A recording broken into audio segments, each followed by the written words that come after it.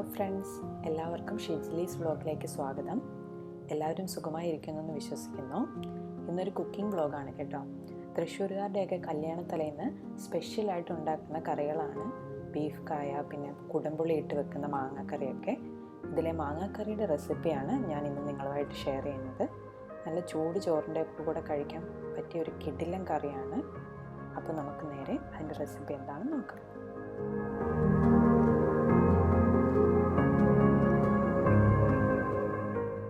അപ്പോൾ ഇതുണ്ടാക്കാനായിട്ട് എന്തൊക്കെയാണ് വേണ്ടതെന്ന് നോക്കാം. ആദ്യം തന്നെ മാങ്ങ വേണം. ഞാനിവിടെ ഒരു 3 മാങ്ങയാണ് എടുത്തിരിക്കുന്നത്. നല്ല പുളിയുള്ള മാങ്ങയാണ്. പിന്നെ വേണ്ടത് ചുവന്നുള്ളിയാണ്, ഒരു 8-10 വേണം. പിന്നെ ഒരു ചെറിയ സവോളയും കൂടി എടുത്തിട്ടുണ്ട്. പിന്നെ ഒരു കഷ്ണം ഇഞ്ചി, 2 പച്ചമുളക്, പിന്നെ കുടംപുളിയാണ് വേണ്ടത്. കുടംപുളി ഞാൻ നേരത്തെ തന്നെ വെള്ളത്തിലിട്ട് വെച്ചിട്ടുണ്ട്. ഒരു 2 കഷ്ണമാണ് വെച്ചിരിക്കുന്നത്. പിന്നെ ഒരു അരമുറി തേങ്ങ ചിരണ്ടിയത്. പിന്നെ നമുക്ക് വേണ്ടത് വിനാഗിരിയാണ്. പിന്നെ ഉലുവ, പിന്നെ ഇത് ഉലുവ വറുത്ത് പൊടിച്ചേക്കുന്നതാണ്. പിന്നെ വെളിച്ചെണ്ണ വേണം. പിന്നെ ഞാനിവിടെ 1 പാലിന് പകരം കുക്കിംഗ് ക്രീമാണ് യൂസ് ചെയ്യുന്നത്. 1 പാൽ തന്നെ യൂസ് ചെയ്താലും മതി. നമുക്ക് പൊടികളായിട്ട് മഞ്ഞൾപ്പൊടി, മല്ലിപ്പൊടി, മുളക് പൊടിയാണ് വേണ്ടത്. പിന്നെ ആവശ്യത്തിനുള്ള ഉപ്പും വേണം. അപ്പം നമുക്ക് തൃശ്ശൂർ സ്റ്റൈൽ മാങ്ങാക്കറി എങ്ങനെയാണ് ഉണ്ടാക്കുന്നതെന്ന് നോക്കാം. അപ്പം നമുക്ക് മാങ്ങയുടെ തൊലിയൊക്കെ കളഞ്ഞെടുക്കാം. ഞാൻ എടുത്തതിൽ 2 മഞ്ഞ നിറമായി തുടങ്ങിയതായിരുന്നു. പക്ഷെ നല്ല പുളിയമാങ്ങ ആയതുകൊണ്ട് കുഴപ്പമില്ല. പുളിയുള്ള മാങ്ങ തന്നെയാണ് കറിക്ക് നല്ലത്.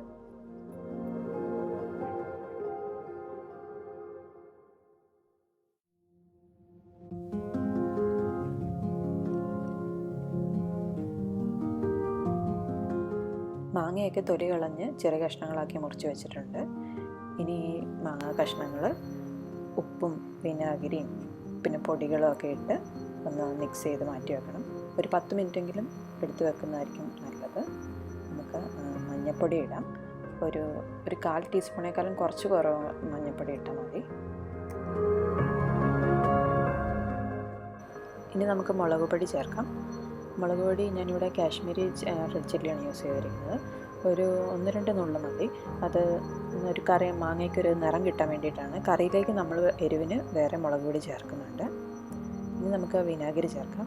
വിനാഗിരി 1 ടീസ്പൂൺ മതിയാകും. ഒരു ചെറിയൊരു പുളി കിട്ടാൻ വേണ്ടിയിട്ടാണ്. മാങ്ങയിലേക്ക് ആ പുളി ഒന്ന് പിടിക്കാൻ വേണ്ടിയിട്ടാണ് നമ്മൾ നേരത്തെ തന്നെ അത് മിക്സ് ചെയ്ത് വെക്കുന്നത്. ഇനി കുറച്ച് ഉപ്പ് ചേർക്കാം. മാങ്ങയിലേക്ക് ആവശ്യമുള്ള ഉപ്പ് മാത്രം ചേർത്താൽ മതി. ഇപ്പോൾ ഇനി ഇതെല്ലാം കൂടെ നന്നായിട്ട് മിക്സ് ചെയ്ത് കുറച്ച് നേരം വെക്കുക. ഒരു 10 മിനിറ്റെങ്കിലും മാറ്റി വെക്കണം. അപ്പോഴേക്കും ഈ മാങ്ങയിലേക്ക് ഈ മുളകും ഉപ്പും വിനാഗിരിയുടെ ആ നല്ല പുളിയും എല്ലാം കൂടെ ചേർന്ന് നല്ല ടേസ്റ്റ് ആകും. ഞാനിവിടെ കറിച്ചട്ടിയിലാണ് മാങ്ങാക്കറി വെക്കുന്നത്. അതിലേക്ക് നമുക്ക് ചെറിയ ഉള്ളിയും സവോള ഇടാം. നിങ്ങൾക്ക് ഏതെങ്കിലും ഒരു കടായിലാണെങ്കിലും ഉണ്ടാക്കാം, അതിന് കുഴപ്പമില്ല. കറിച്ചട്ടി വേണം നിർബന്ധമൊന്നുമില്ല. ഇനി അതിലേക്ക് അരിഞ്ഞു വെച്ചിരിക്കുന്ന ഇഞ്ചി ഇടാം. ഞാൻ കുറച്ച് ഇഞ്ചി കഷ്ണം മാറ്റി വെക്കുന്നുണ്ട്.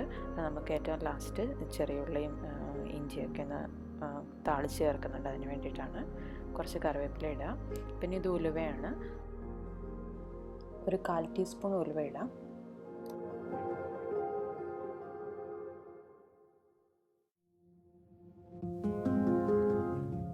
ഇതിലേക്ക് ഒരു 1/2 ടീസ്പൂൺ മഞ്ഞൾപ്പൊടി ചേർക്കുക.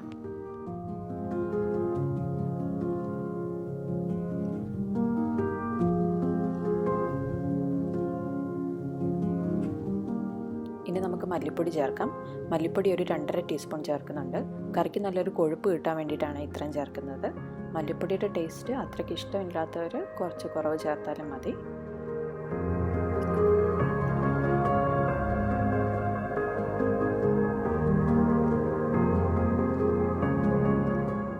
കാശ്മീരി മുളക് പൊടി തന്നെയാണ് ഉപയോഗിക്കുന്നത്. 1 ടീസ്പൂൺ ചേർത്തിട്ടുണ്ട്.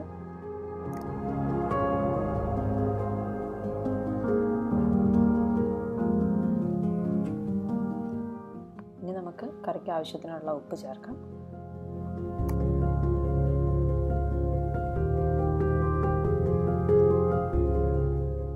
ഇനി ഇതിലേക്ക് 1 ടേബിൾ സ്പൂൺ വെളിച്ചെണ്ണ ചേർക്കുക.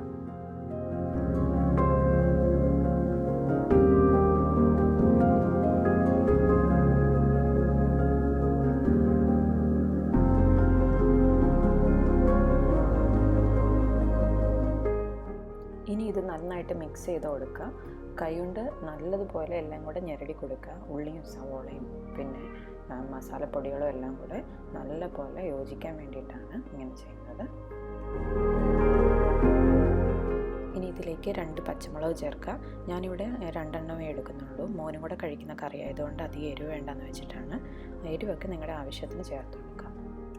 ഇത് 1/2 കപ്പ് തേങ്ങയാണ്. ഇതിലേക്ക് 2 കപ്പ് വെള്ളം കൂടെ ചേർത്തിട്ട് തേങ്ങാപ്പാൽ എടുക്കാം. അപ്പോൾ ഞാൻ തേങ്ങാപ്പാൽ എടുത്തിട്ടുണ്ട്. ഇനി ഇത് നമുക്ക് കറിയിലേക്ക് ഒഴിച്ചു കൊടുക്കാം. തീരെ കട്ടിയില്ലാത്ത തേങ്ങാപ്പാലാണ്, അതാണ് വേണ്ടത്. കാരണം കറി നന്നായിട്ട് തിളയ്ക്കേണ്ടതാണ്. അപ്പോൾ പിരിഞ്ഞു പോകാതിരിക്കാൻ വേണ്ടിയിട്ട് നല്ലപോലെ വെള്ളം ചേർത്ത് തേങ്ങാപ്പാൽ എടുക്കുക.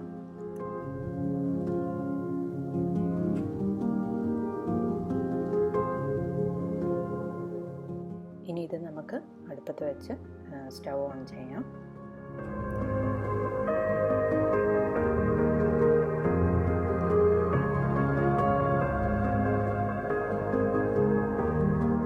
കറി ഒന്ന് ചെറുതായിട്ട് ചൂടായി തുടങ്ങുമ്പോഴേക്കും മീഡിയം ഫ്ലെയിമിലേക്ക് മാറ്റണം. എന്നിട്ട് ഇടയ്ക്ക് ഇളക്കി കൊടുക്കാൻ മറക്കരുത്.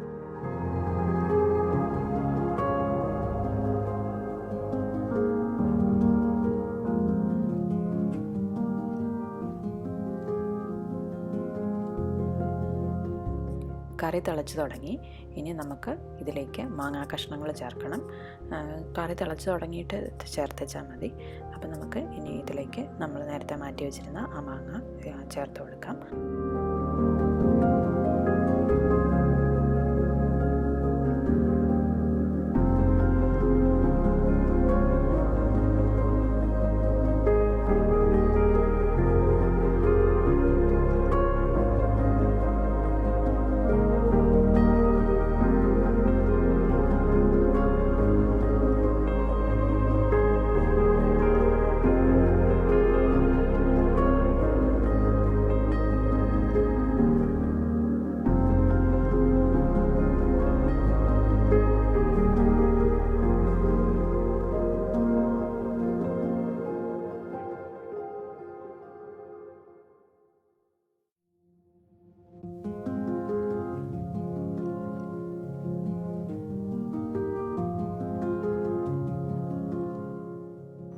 മാങ്ങ ഇട്ട ശേഷം കറി നന്നായിട്ട് തിളച്ചു. ഇനി ഇതിലേക്ക് നേരത്തെ എടുത്തു വെച്ചിരുന്ന കുടംപുളി ആ വെള്ളത്തോടുകൂടി ചേർക്കാം.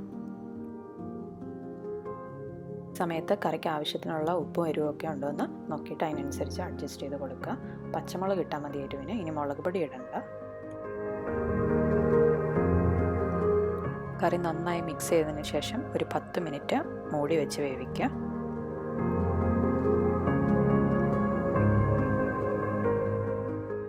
ഇപ്പം നമ്മുടെ കറി നല്ലപോലെ തിളച്ച് ചാറൊക്കെ കുറുകി പാകമായി വന്നിട്ടുണ്ട്.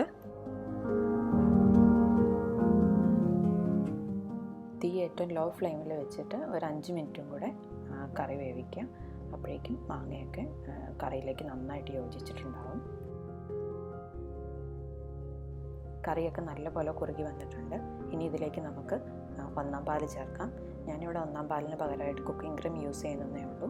1-ാം പാൽ തന്നെ ചേർത്താലും മതി.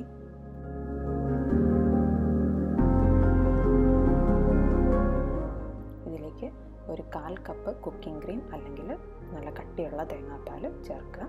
പെട്ടെന്ന് തന്നെ നന്നായിട്ട് മിക്സ് ചെയ്യണം.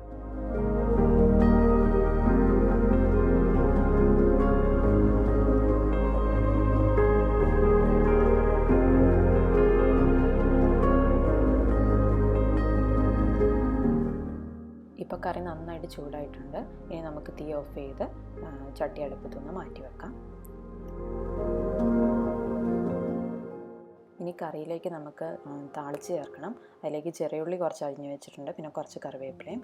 അതിനായിട്ടൊരു പാൻ അടുപ്പത്ത് വെക്കുക. പാൻ ചൂടായതിന് ശേഷം അതിലേക്ക് നമുക്ക് വെളിച്ചെണ്ണ ഒഴിച്ചു കൊടുക്കാം.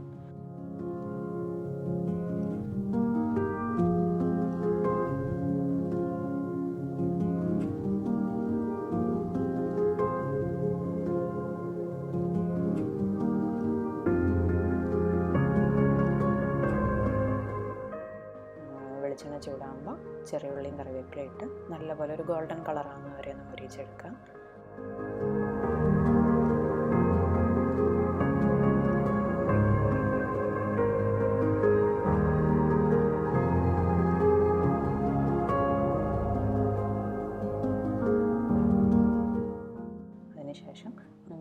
ഇതിലേക്ക് കുറച്ച് ഉലുവ വറുത്ത് പൊടിച്ച് വെച്ചിട്ടുണ്ടായിരുന്നല്ലോ, അതും കൂടെ ഇതിലേക്ക് ചേർക്കുന്നുണ്ട്.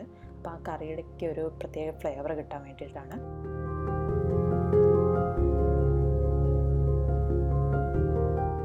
ഇപ്പം നമ്മുടെ ചെറിയുള്ളിയൊക്കെ നന്നായിട്ട് ഗോൾഡൻ കളറായിട്ടുണ്ട്. ഇനി ഇത് നമുക്ക് കറിയിലേക്ക് ഒഴിച്ച് കൊടുക്കാം.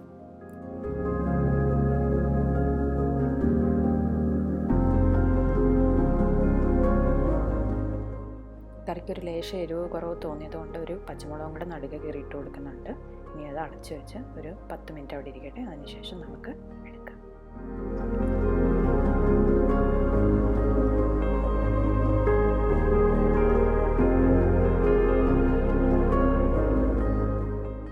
അപ്പം നമ്മുടെ തൃശ്ശൂർ സ്റ്റൈൽ മാങ്ങാക്കറി റെഡി ആയിട്ടുണ്ട്. ഇതുവരെ ഇത് ട്രൈ ചെയ്തിട്ടില്ലാത്തവർ ഉറപ്പായിട്ടും ട്രൈ ചെയ്ത് നോക്കണം. എല്ലാവർക്കും ഇഷ്ടമാകും. നിങ്ങളുടെ ഫീഡ്ബാക്കും കമൻസും ഒക്കെ എന്നെ അറിയിക്കുക. പിന്നെ എൻ്റെ ചാനൽ ഇതുവരെ സബ്സ്ക്രൈബ് ചെയ്തിട്ടില്ലെങ്കിൽ please subscribe and support me. അപ്പോൾ വേറൊരു വീഡിയോയുമായി വീണ്ടും കാണാം. അതുവരേക്കും ബൈ ബൈ.